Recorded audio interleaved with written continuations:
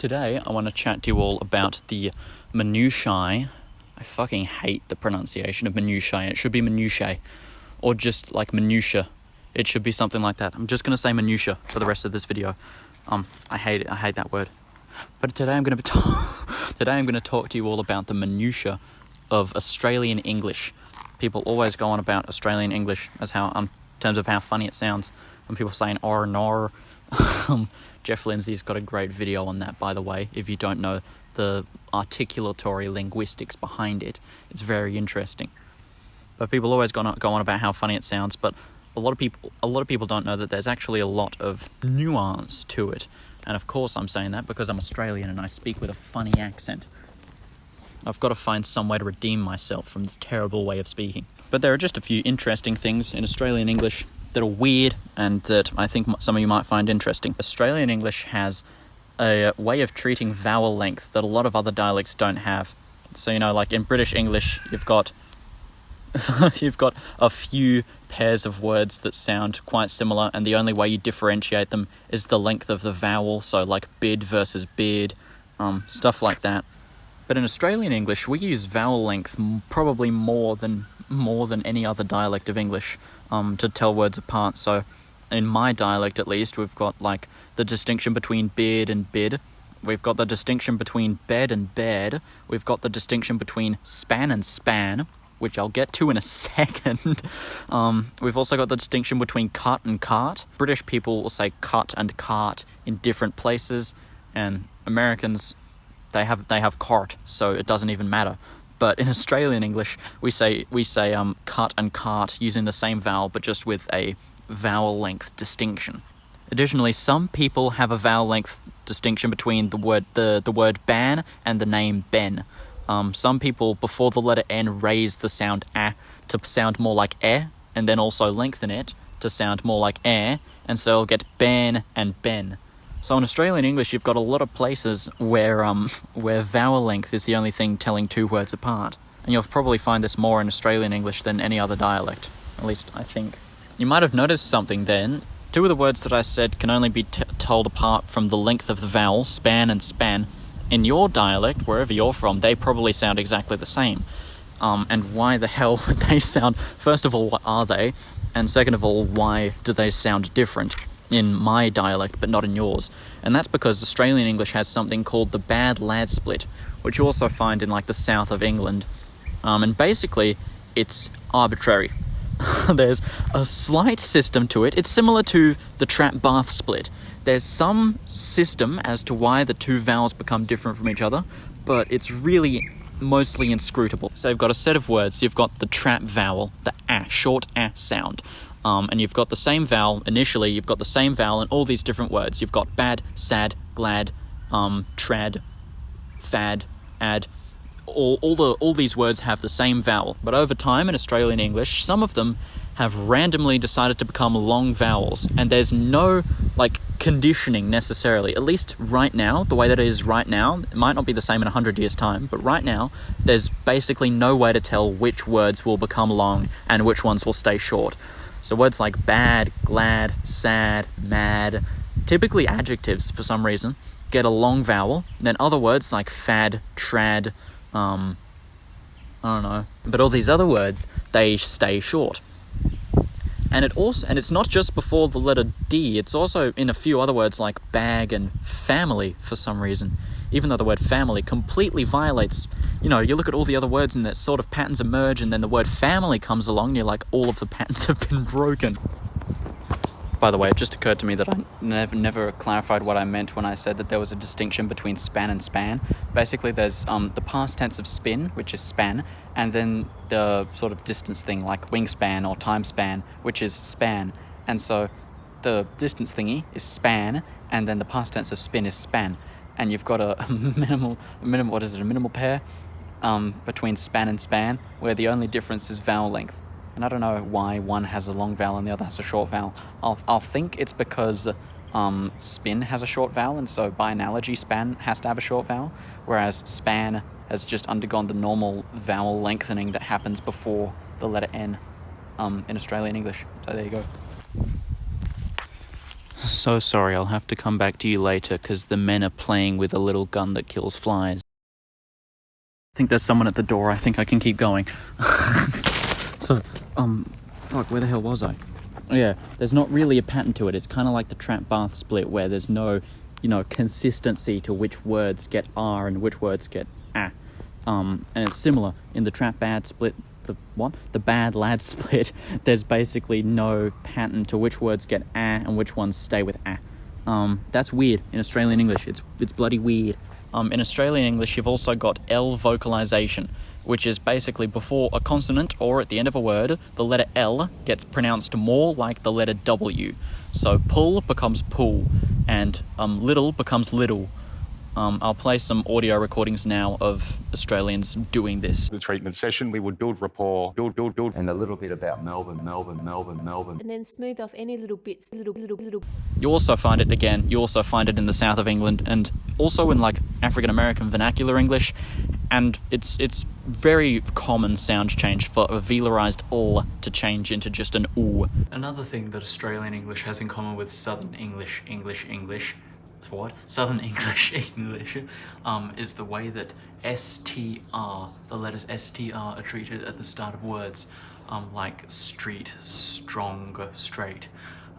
Basically, a problem emerges in the fact, with that consonant cluster, in the fact that R, the R sound, is in most speakers post-alveolar, whereas S and T, S and T, are alveolar proper, At some point in that cluster, STR, the tongue has to move from the alveolar position, ST, to the post-alveolar position for R. And in most speakers, who have that post-alveolar R, and also for retroflex R, for most of those speakers, the retraction happens on the T, which is why you have street and straight instead of street and straight. The T sort of becomes a CH sound, street. But in southern England and increasingly in Australia, this retraction happens on the letter S, and so instead of street, straight, strong, you get street, straight, strong, where the S retracts and sort of becomes like an SH sound. And it can also happen across words. Say that one word ends in S, in a S sound, and then the next word starts with STR. The S at the end of that previous word can also change into a sh and sort of assimilate with the S at the start of the next word. Listen to the way this guy says Bass Strait. There are over 50 islands in the Furneaux group, dotted around Bass Strait. If you listen to older Australian accents, or any American trying to imitate an Australian accent nowadays, you'll notice that the front vowels, kit, dress, and trap, are quite high up. They have fairly high positions, those short front vowels. You'll also notice that the start/palm vowel is pretty frontal, kind of sounds like a Bostonite saying it. First she tried gently stroking the goose's lower back with her palm. First she tried gently stroking the goose's lower back with her palm. Palm. But if you get an Australian who was born in the 50s and then compare that to an Australian who was born in the 2000s, you'll notice there's a considerable difference in those four vowels. Kit, dress, trap, palm, kit, dress, trap, palm. You'll notice that the vowels, for me, have sort of rotated a bit. They've undergone a chain shift. Starting at about the 1970s and progressing slowly from there, more and more Australians where we used to have a relatively front start/palm vowel, that has sort of moved backwards in the mouth. That's gone from a fairly frontal position back to a sort of central and even backed position. And then to reflect that, the dress vowel and the trap vowel have all retracted and lowered as well. And that means pretty much that whenever an American tries to imitate an Australian accent, they sound like they're from the 20th century, because most Americans and people from other countries haven't realized that change has happened, and that all of our vowels are normal now, more comparable to pretty much the same actually as Canadian English. If you look at the vowel formants for young Australians and most even older Canadians, you'll notice that the vowels are quite similar between them. Younger Australians, especially in Western Australia, I don't know about other places, but particularly in Perth, there's a new weird way that only younger people have of pronouncing the hook vowel, and it's not as U, like you would expect. It's not the classic vowel that you find in almost every other dialect of English. It's a sort of central So I don't say good book, I say good book. Maybe it's not an exactly central sound, but it's pretty close to just a schwa. Another thing that I forgot to mention when I recorded this video about 2 weeks ago is the sort of flattening of certain diphthongs in Australian English. So like the price vowel. I'll play a little clip now of my dad saying the word price. Price. When he says it, it sounds to me like the first component is R, and then the last component is E, price. That's what it sounds like to me.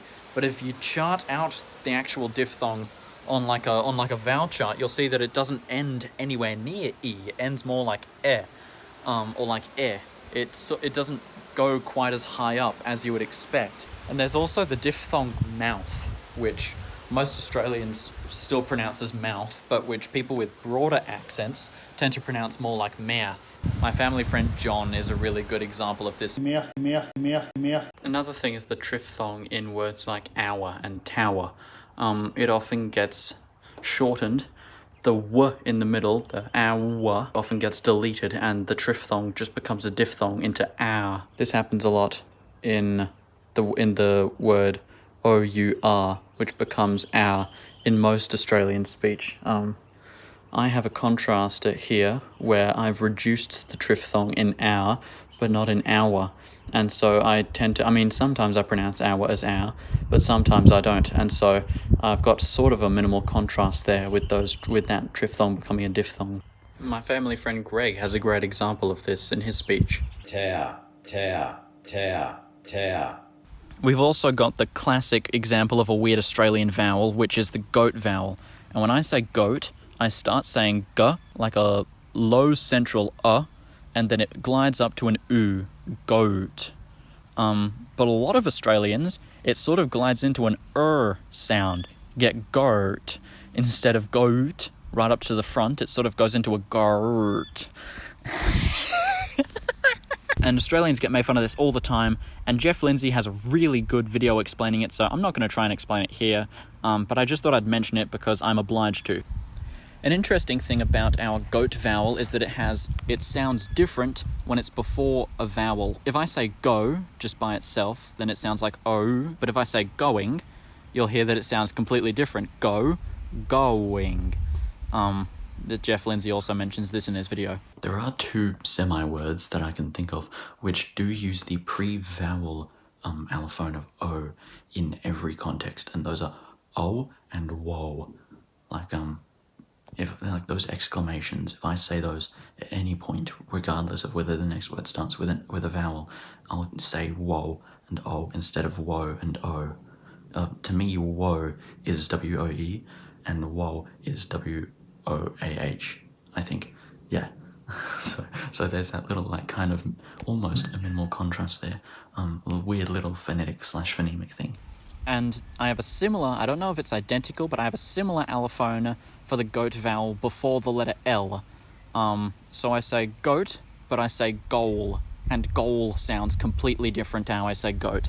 And I think a split in those two sounds is pretty common across English dialects, so I don't think it's anything to worry about. One important thing to note is that this doesn't take effect across morpheme boundaries, so slowly, despite the O vowel coming before an L, doesn't take the O allophone, it doesn't take the pre-L allophone, because there's a morpheme boundary between the O and the L. You've got slow and then li as sort of separable components, and so since there's that barrier between them, then the allophony doesn't happen.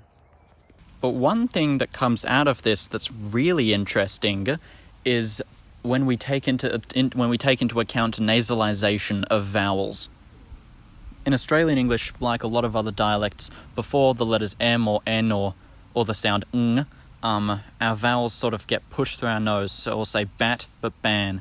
And you'll notice when I say shut up, shut up. You'll notice when I say ban, it sounds a lot more nasally than if I say bat. Bat, ban, bat, ban, bat, ban. When I say ban, it comes way out of my nose, and then I say bat, it's normal. So you see all the time in, various languages around the world where a vowel followed by a nasal ends up in just one single nasalized vowel. And I didn't used to think that this happened in Australian English, but I've recently found out that it actually does. It's not particularly common, it only tends to happen in rapid speech, but a vowel and a nasal can infrequently be just replaced by a single nasalized vowel. And one word that you hear this in that's a great way of telling that the N has disappeared completely and it's just one nasalized vowel, the one word that you can really hear this in is the word only, because, as I said before, the O sound sounds different before the letter L, but only has the normal sound because there's an N between the O and the L. But if you get rid of the N, it would sound like Oli. And so, if you're listening to an Australian person speak very quickly, this has happened in like one of my videos as well, they might say only instead of only, because the sequence of the vowel O and the letter N has just become one nasalized O, and then since it's before the letter L, the O becomes an O.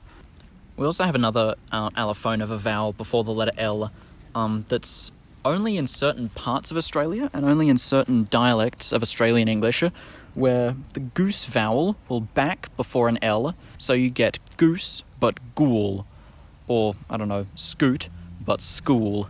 Scoot. But this only happens in certain dialects. You don't get this universally across Australia. If you listen to the dialects, the sort of older Australian English in the classic film The Castle, you can see every time they say pool, they haven't got this backed allophone ool. They don't say pool, they say pool. This is going straight to the pool room. All Dad's most prized possessions are in the pool room. Definitely the weirdest vowel in Australian English, in my opinion though, is the vowel in cure. And I have like 3 different ways of saying this vowel. So in the word Y-O-U-R, which, you know, phonemically has the same vowel as cure, I'll say your. I won't say youer, I'll say your. In the word T-O-U-R, I'll split it into 2 vowels. I'll say tuer. And then in the word I-M-M-U-R-E, I'll say immure. And that kind of reflects the way people say it in Australia. They'll either fully merge it with the sound in north and force. So for T-O-U-R, you'll say tor. Or people split it into 2 vowels, the goose vowel and then just a schwa, so tuer. Or you can have people say it using a much more posh, in brackets British, a much more British pronunciation, which is immure. For some reason, I don't know if this is a common thing in my generation or if it's just something weird about me, but I fully roticize the cure vowel before the letter R, or before a vowel. So like I say insurance and tourist, and I don't say cure, I say cure, but I do say curing. So I don't know why, for even in words that would normally have the same vowel as north and force, so you're, I won't say you're an asshole, I'll say you're an asshole. Why did I pick that example? That's so mean. I don't actually believe that about you. Speaking of the word arse, so in Australia the difference between A-R-S-E and A-S-S is just as blurred and confusing as it is in America. Most people don't spell dumbass as D-U-M-B-A-R-S-E, they say D-U-M-B-A-S-S. And that's because, you know, we have the trap bath split, so P-A-S-S is not pronounced pass by most people, it's pronounced as pass, and so surely the same would be true of arse. And so a lot of people, you know, they'll say A-S-S as ass and A-R-S-E as arse. And you've got people like me, where both of the words sound just the same. But you've also got people who pronounce A-R-S-E and A-S-S the same, but as ass, not as ass, with a long ass sound, like you have in bad or glad. Ass. Not just like when they're referring to a mule-like creature, when they're referring to the anatomical body part of the arse, they'll say ass. And I think this is purely from American influence. And again, there's that weird lengthening of the A vowel. And you know, everywhere else in the bad lad split, it tends to be only lengthened before a voiceless consonant. That's like one of the few things that actually isn't completely arbitrary about it. And yet in these people, they say ass with a long vowel. I've never heard one of these people say ass. It's always ass. Universally considered a real pain in the ass. Another vowel length thing that I forgot to mention earlier is that a lot of Australians will lengthen the lot vowel before a voiced consonant, and it's basically, a quote-unquote linguistic universal that vowels get lengthened slightly or significantly before voiced consonants. Even in English, if you listen to people saying the word loudmouth, you'll notice that the word loud, or the component, I guess, loud, is ever so slightly longer than the component mouth.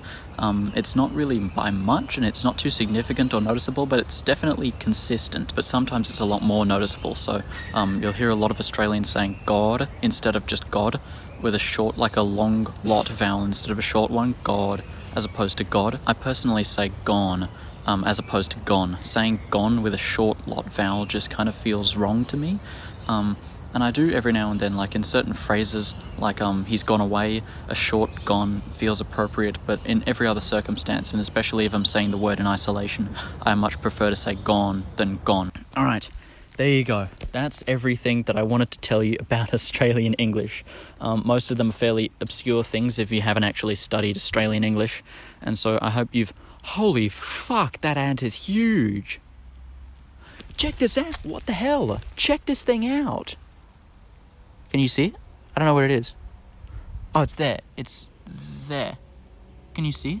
Look at the size of that thing. Oh, it's rearing to get me. It is rearing to get me. Look at it. Like over here. No, it's actually chasing my finger. It actually really wants to get me. Look at this guy. Oh my god. Like this. These are the ants that we normally have. Like, look at this guy. He's tiny. Look at this motherfucker. He's that big. He's huge. Oh my god, that's not even like... He's like a good half an inch long. Jesus. Probably a full inch if you count his legs. Like, he is massive. God damn.